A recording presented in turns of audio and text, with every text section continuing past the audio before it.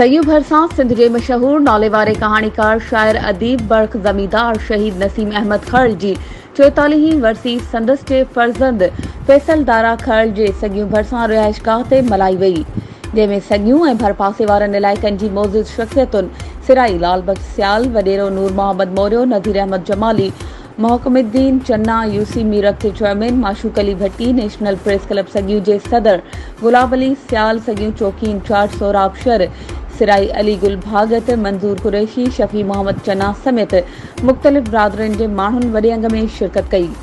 उन मौक़े ते सिंध जे मशहूर नाले वारे कहाणीकार शाइर अदीब बर्ख ज़मींदार शहीद नसीम अहमद खर्ल जी 44वीं वरसी ते